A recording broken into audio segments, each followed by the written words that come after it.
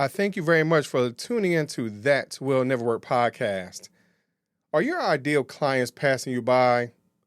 Not because you're not good, but because you're not clear?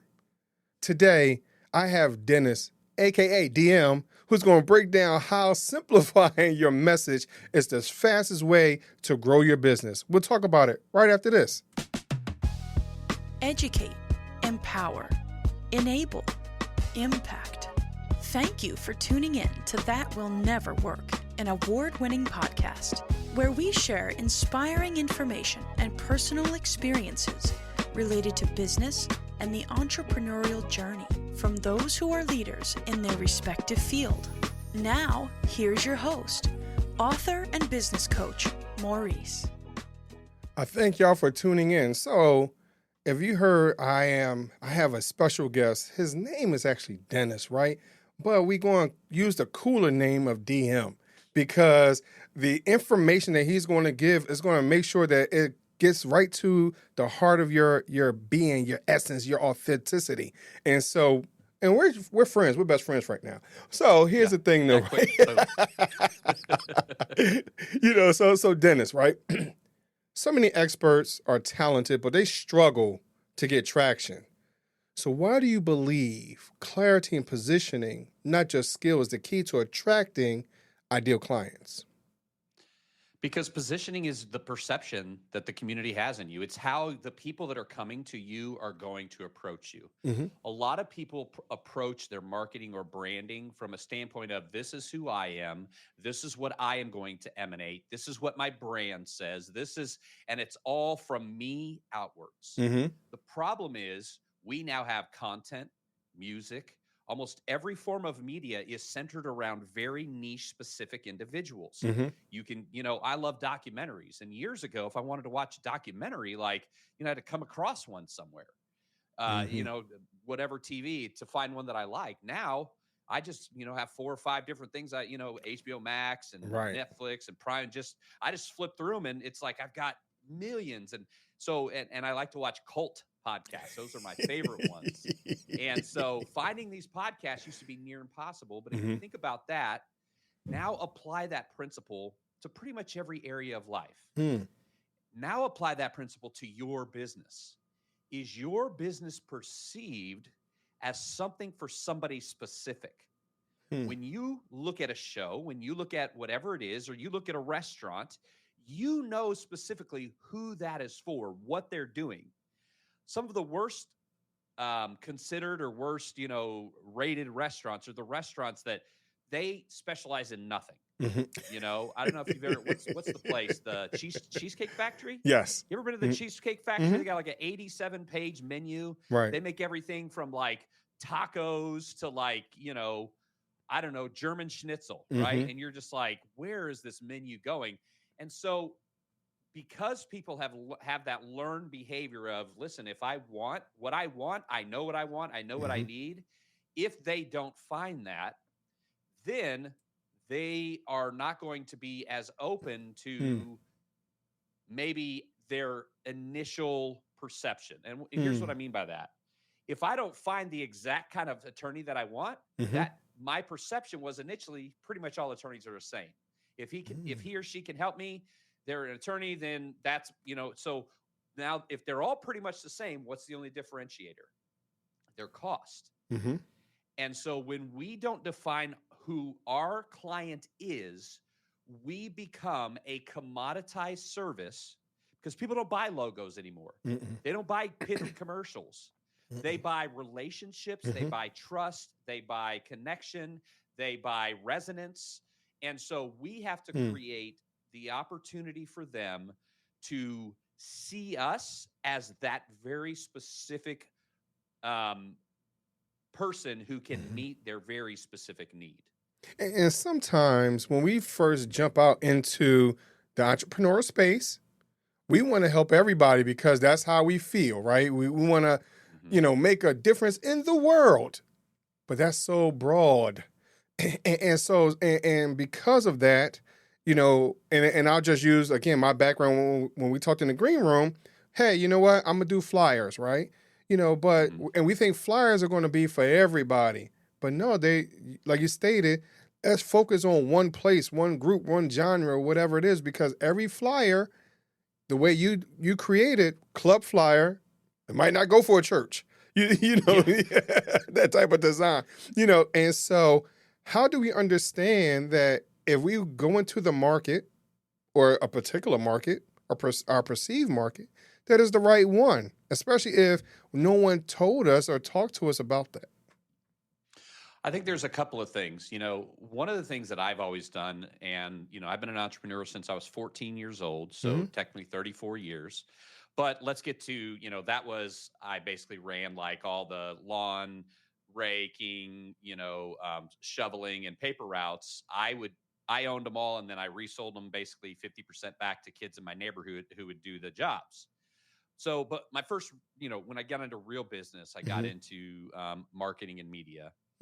And one of the things that I've always done is usually about the first 100 clients or the first 6 months or the first year is I like to get in and I like to develop kind of around it. I think that it will be this, and then take it to market, listen to people, see who it most resonates within that general market, see who starts to express interest and ask questions and what the questions they're asking.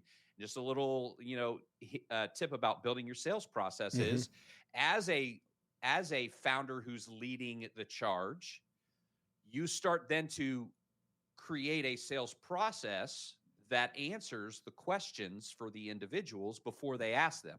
Because if I answer your question before you've asked it, I'm a consultant. But if I answer your question after you've asked it, I'm a salesperson.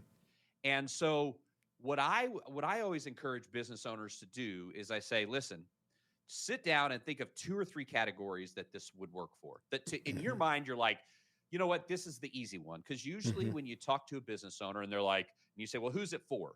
And they say, oh, everybody. This can help everybody in the whole wide world. And, 7 billion people are going to buy it. And, if 7 billion people bought it for only $1, I would be the 18th richest person in the world. And it's like, hold up, slow your roll. Right. Like, let's back up a little bit.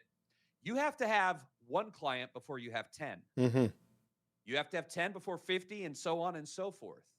So many people jump into the entrepreneur thing because our head can be in the clouds and we tend to see what things will be, not what they are, that we can lose grounding on that. So then once we get in and we start talking to people and we start presenting our product, some people that we thought it was a home run for, we find resistance. Some people that we thought maybe marginally, but I'll give it a try, will take to it and will love it. And then as I'm doing that, the branding is built around me. I'm the company, I'm the brand. Now, as I get enough customers in, I've identified my client profile based on experience. Now I'm bringing them in as clients. Now I see which kind of these make the best clients. So finding your ideal client profile is not just finding who's going to buy. It's going to find who's going to sustain and be the most profitable over time. And I think some people forget that. The easiest to buy now, so we've got filter 1, which is take it to market ourselves, find out the questions, overcome, and then niche down as we see the need. But then once we bring those people in as clients, now we can maybe set some people into our sales process that we've developed because we know it's sellable, not based off the fact of my charisma, but on a repeatable process with, scripting and tools and cadences and everything else in place. Right. Now I move to the second half of determining my client.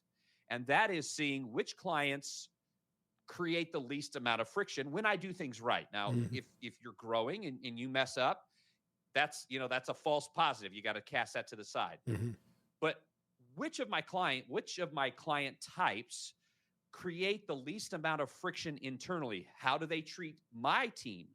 How do they respond to the things that, we just need them, like with us, we do a turnkey podcast, right? So we need them to just say, looks good, send it off, right? And it'll just sit in their inbox. So we had to create a whole new contract that said, we're sending it to you on Monday morning. If by Thursday at 11 a.m. Central, you haven't sent it back, we're assuming that you looked at it and it was great. It's called auto approval. And they're all like, okay, that's fine. So you have to look at that second part, which is which client creates the least amount of friction. Mm-hmm. And then third is which client brings the most profit. So there's really three parts to finding your ideal client. And so many people think finding my ideal client is finding the person who will buy. Sales will start a company, but it will not sustain it. Hmm. And so many people forget that, especially with the reputation age that we have. Right. If you fuck up way too much, and if this is on, if you mess up way too much, there they can cut the one for the other. Yeah, right. But if you mess up way too much, then you're putting yourself in a position where you have to own up to it. But again, that's how I would tell somebody that's a serious entrepreneur those three things to look at. And once you find the filter of those three, now you start digging deep on that client type. So there's one thing that as you're speaking, and I understand it because I've been through this, right? I understand the process. But for those of you that are listening, I wonder if you have this question. DM, did you just crush my dream? Like, you're telling me because you're asking all these questions, and because I got a no, sometimes that first no crushes us. Sometimes that second no crushes us because keep in mind that, for every 10, you might get one, right?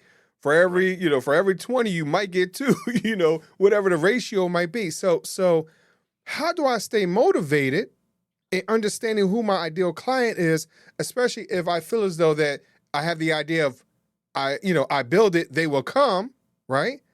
But you're telling me that might not be possible, that might not be a possibility. So how do I keep my dream alive without it being crushed every no that I get? Well, I mean, I think that's a basic question that anybody in any sort of sales capacity can ask themselves. How do I get through the day with no's? And again, I think it's as an entrepreneur, it's always looking at where you'll be. So there is belief. So to some people, a no is crushing. To other people who've been especially in that industry, and as I told you about my background, listen, I've gotten more no's in 48 years than most people could get in 500 in my life. And I'm not just being like facetious. Like I've literally been in cold calling, sales, ministry. And when I was in ministry, we knocked on doors. We went out into the streets and talked to people. Like we weren't those nice Christians. We were those not quite the picketing abortion type. But anyway, the point is this. I'm conditioned for no. To me, a no is just like if I look up at the top of a hiking hill. A no is just a step that I make. It's like if you're going to hike up this beautiful hill. We went to Vermont a couple of summers ago, me and my now wife. And we were supposed to hike up this hill in Vermont, and it was pretty steep. And at the time, I wasn't quite. I've lost some weight, but I hadn't lost as much weight as I have now. So I mean, just walking up 3 flights of steps was like. But at the top of this hill was this overlook that overlooked this beautiful mountainous valley, green and lush, and then right at the edge, it was this spot that the sun set down into this little crevice and created these beautiful colors in between mountaintops. And it was so great. And I had seen pictures ahead of time. And my wife's like, this climb is going to be worth it. I slipped twice. I cut up my knee. A weird dog came out of nowhere and hung out with me for a while. It was an adventure to get there. And most entrepreneurs either have or should cultivate the ability to see the sunset watch instead of the rock slide. Wow. I wonder can you repeat that one more time, DM? Because I don't know if people heard it in the back. Can you say it one more time? From the beginning? No, just that last part. All right. I forgot it, honestly. You want to give it back to me? Because the reality is that sometimes when we see that rock slide, we get a little caught up in it. Right. We see that because it's coming towards us, right? Not and sometimes in those situations we don't necessarily analyze or process that information that's coming to us, because it feel like it's coming to us so fast and furious and fierce, and so we get a little scared, we get a little timid, whatever. So, but the rock slide is all about how you perceive it, because those rocks may not be as big as you think. Just because they're coming down, don't you see them coming, but you might be able to just take a step to the left and watch it go past you. Exactly. And so those are the type of things that as we're talking about finding our ideal client, that in those no's, it's just them going right past you, right? It's just a step to the yes. It's just a step to the sunset. Right. But sometimes we don't see that. We don't get that feeling because of that. And then you talk about the strange doll. There are other moments that we see these situations that we don't understand, that maybe for that one moment, that one potential client is walking with us. You just don't know who it is. Or there might be a message that we might need to hear from that individual that's going to help us move forward, because maybe maybe we're feeling alone. The dog could be a metaphor for a friend, calm you down, whatever it is, right? Exactly. But sometimes we don't take those cues, as we're looking for that client, for that community in all reality, because we're looking for, we're talking about external community, but we also have an internal community as well. And we don't always consider that at the same time. Well, and I think, anything great that's come from nothing has come from the vision of one individual who refused to give up until it existed. Mm-hmm. And so whether that's a business, whether that's a media thing, just read stories and book, anything great that's been we can hate Zuckerberg, we can love Zuckerberg, but he was 18 years old sitting in that thing while everyone else, what was it, Harvard, right? Mm-hmm. While everyone else is getting the girls and getting the drinks and getting everything, just living it up, partying. Right. And him and his friends are just coding in a room. And he continues to drive that. Even what we see happening now with AI and his buyout of bringing people in to basically be like, nope, I refuse to get passed up. I'll pay somebody. They just paid somebody a graduate student $250 million or $200 million contract, or 250. It's the largest employment contract in history. He's an AI genius. Mm. And so what is he doing? He sees something that we don't see. Right. And he is driving towards that thing, regardless of what an idiot to pay some kid out of college $250 million. Right. Blah, blah, blah. Because he knows that kid can make him $250 billion. Right. Right. And so it's the very old adage where when we don't have a vision, we fail, And so that's what I would tell the entrepreneur that gets discouraged is I would say, put your head up, look to where you want to go, where you intend to go. And everything else is just stones in the pathway that you might have to kick out of the way or walk around, but they're still there.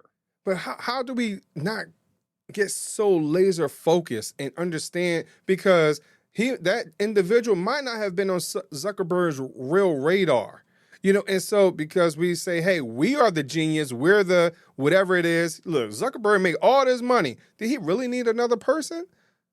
But like you stated, though, where does his true vision for his organization? What is he trying to get ahead of? What is he seeing that, like you said, that us mere mortals are not? Yeah. So how do we pull back a little bit and be able to listen and look through our peripheral and all those type of things? How do we stay open-minded in that space as well and not just be so laser focused? Well, I think the focus is on the goal. The open-mindedness is in the moment. So you're always learning in the moment, but you're always heading towards something, So it's, again, like any life's journey. It's like we're going to hey, kids, get in the car. We're going to take a road trip across the United States. The journey isn't the destination. Or I'm sorry, the destination isn't the destination. It's the journey along the way. Right. And so although the whole time in our mind, we're going from New York to LA, and we'll just use the simple illustration. We're going from New York to LA. Where the real joy is when we stop off at, Soda Pops in Oklahoma City, Oklahoma, and there's 800 kinds of soda and classic cheeseburgers, and the kids are running around taking a picture with a 100-foot tall soda pop bottle. Right, right. And like, that's where the memories come from those trips as children, right? Mm-hmm. And it's the same thing. Again, just apply that to the entrepreneurial Yep. journey. You're always looking to the end place, but that doesn't mean that you don't enjoy the now. You just have a destination mapped out, and that's where you're going no matter what. Right. And I think in those moments, those unexpected bathroom trips, hey, you never know who you're going to wash hands with while you're in the bathroom, right? You never know who you're going, while you're in Roy Rogers, or getting your hush puppies or whatever it might be. You never know who's in line with you or who's behind the counter. You have zero idea who you're going to run into. And I think that's the things that we don't understand sometimes within this journey. Like you said, whether it's from San Fran to Boston, that's a long trip. So how many stops are you going to make along the way? And I think those are things that we don't consider as we're starting out. I'd like to give you a business illustration of that, because we're 1 year into business with this. So we started a little over a year ago. We now have, with me and my VA, we now have 40 people.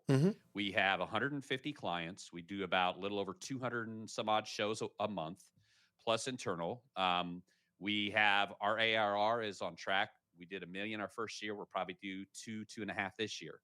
And so, like, here's a perfect, I think, illustration of that. When I first started, in my mind, my clients were, because we build this network, and one of the things we do is we use exclusivity. And so we say, like, in Chicago, we'll have one criminal defense, one divorce, one estate planning and probate lawyer, one IP patent trademark lawyer, one business, so basically, and there's about 10 or 12 archetypes of lawyers that we have. And so I figured we would just, there's 250 markets with 200,000 people or more, which gives you enough competition for the attorneys to need to be differentiated. Because some guy in the middle of Nowheresville, Arkansas, this is nothing against him, but if I'm in Nowheresville, Arkansas, there's 30,000 people in the county and 2 attorneys. I don't really need something like this. Right.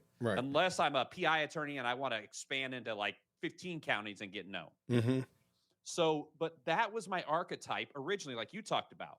But then as I got into this and I started selling it, I started talking to people and we started marketing, we started having a couple of different types of other clients that are in the same industry come to us. One was national-based attorneys with very niche types of practices. For example, one of our guys does FDA compliance and tariffs, which, no one, hasn't been in the news at all this year. So he probably didn't have a very successful campaign with us, right? Right. Wrong. Obviously.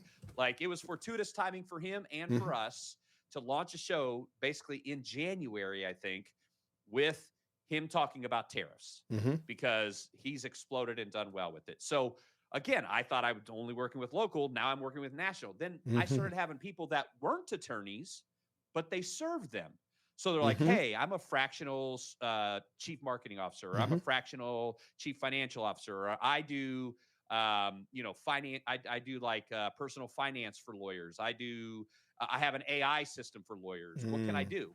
And so now we have, I don't know, maybe 15 or 20 of those clients. So 10% of our client base. And what's wonderful about that is we can now, in working with these people who provide value to our core client base, we're actually being paid to produce content for our own clients to work with us. Because we then we basically say, hey, let's have a sponsored show. We'll sponsor you. We'll, give you this discount or however it works. We just want the people that are watching this show to know that we did it for you and we can help them. And so I had no idea that was not something in my mind that was going to become a thing. But now those two pieces of our client base are extremely important pieces of our company. So I want y'all to listen. There's multiple layers to what Dio has said, because he had a idea, and then don't be afraid to speak. Don't be afraid to talk. As you stated, because again, we get so laser focused that we only want IP, attorneys, right? But then you went into another space where this individual is talking about tariffs, which you never know what's going to take off, right? Yep. And so I just want y'all to listen to the ideas that are put out there, because even DM talked about attorneys, but DM, you also talked about all the other layers of that organization. Fractional CFOs, or whatever it might be. And for those of you who are out there, say, hey, you know what? I don't have that level. Talk to the paralegals. Like, there's other people within the office that you can talk to, that might be able to assist. So I want you to understand that there are a lot of levels in everything that DM is saying. And DM, I really appreciate you coming on and talking to us, because I really want y'all to hear and be encouraged that no matter what level you're on, all you got to do is just be open-minded. Listen, I'll say this. People will look at where I'm at and say, but I'm a guy who I had some health issues at 36. I spent almost a year and a half in bed thinking I had MS. During that time, I had to come up with a way to provide for my family because I'd always been the provider. Mm-hmm. So this is back in I guess this was 2009, 2010, somewhere around. So about 10, 15 years ago, or about 15 years ago or so. I came up with this what I did is I got a hold of a big national newspaper company, because there was still a lot of little community papers. And I basically signed a contract for $250,000 of ad space across the whole country, a page at a time. So what I did is I then would take 2 afternoons a week. I had a full-time writer and a Filipino VA and a Filipino cold caller. So I had 3 people working for me, but I physically could only work about 8-10 hours a week. But because, and think about it, all I did was call up people and say, hey, we're putting this series of articles in your newspaper, blah, blah, blah, blah. It's going to be in this newspaper. You'll be this. It's this much money. I ran an 80% profit margin after paying my people, working 10 hours a week. And so it doesn't matter what level you're on. If you've got 10 hours and an idea and you could tag a few people onto it, you can make that work. Because over time, that idea, you'll learn how to control and grow 1 to 3 people, where now I can have 40, 50, 60 people. I have 40 people on my team, and I can just literally, now I just spend my time looking at this, looking at reports, meeting, training, dealing with issues, until I want to have a CEO or general manager step in. So you don't get to a place that you've never been usually right away. Right. You have to go to similar yet less intense situations in order to be prepared. Because I remember when I was 23 to 25 and I had 30 people working for me, and I would lose sleep over payroll. I don't lose as a 48-year-old, I don't lose sleep over payroll. You know what I mean? Right. I used to just be crushed with the weight of all these people depending on my ideas and execution for their finances. Right. And it used to be a crushing weight. But as I've grown older, I began to realize that I built up that muscle, the muscle of being able to fail, the muscle of being able to learn from failure, the muscle of being able to apply what I've learned from failure and be better the next time. And that's the true path to entrepreneurship. Right. The average first-generation millionaire is over 50 years old, has 3 failed businesses, and has filed bankruptcy 2.5 times. That's the average first-generation millionaire. So those people were willing to go through those through those trying times to get where they were. And every single person started on a smaller scale. Right. And either failed or had success until it failed, or they stepped away and didn't enjoy it, or whatever it was. So don't look at someone that you perceive, whoever, and I'm just speaking to the listener. Don't look at somebody that you perceived as having an advantage over you. I've always looked at it this way. We're both humans. If you can do it, I can do it. That's all there is to it. Now, it's taken me a very long time to have the knowledge set that I have. Right. But I committed to have it and kept committing to have it.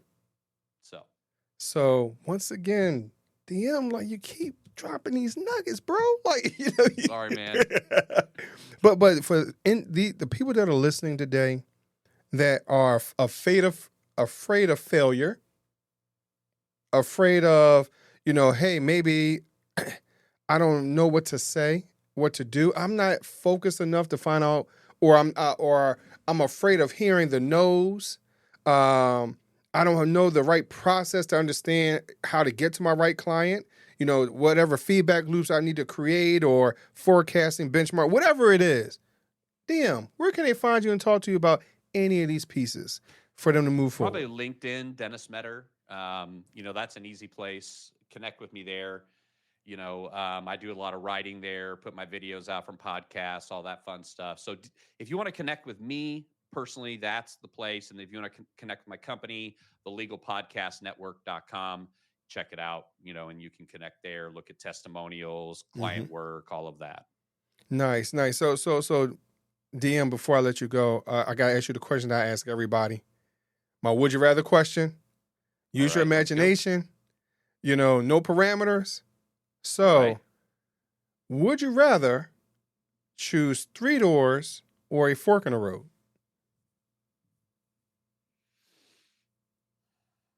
I would rather choose a fork in the road. And any particular reason why? Absolutely, because I feel like with a fork in the road, you can always go back to that fork and start over. But if you go in through a door, they might all 3 be locked when you come back to them. Now, keep in mind I said your imagination, right? Yeah, this is my imagination. Well, why would you lock them back?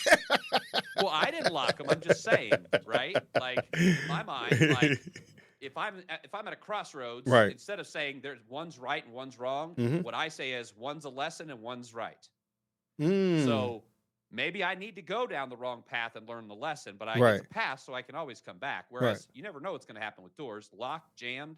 You could go in there and somebody else is standing in the room. I mean, there's just a million, there's too many variables with 3 doors. And the fact, now if you would have said three paths or 2, this would be a whole different discussion. But you put a door on it. Once you put a door on it, that changes the whole dynamic, my friend. Now, because it is your imagination, maybe all 3 doors have cotton candy at the end of it. I don't know, they don't have to be locked. Maybe all the locks have been removed. Maybe, maybe it's just a doorway and not an actual door. Okay, do you want to know really why I went to those words? The first time I went to a haunted house, I was 12 years old. My friend brings me in, and I'm like, I've never been to something like it before. I mean, to an extent, right?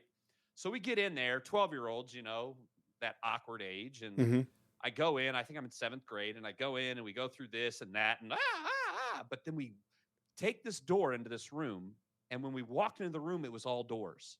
And every door we opened, guess what happened? It was a dead end. Monster came Somebody jumped out. I mean, because that's what happened to me. Another monster came out. Another monster came out.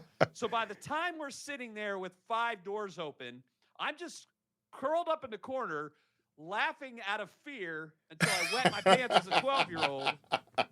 And then I had to go to my friend, and his mom had to cover me with the towel, and I had to get in the car.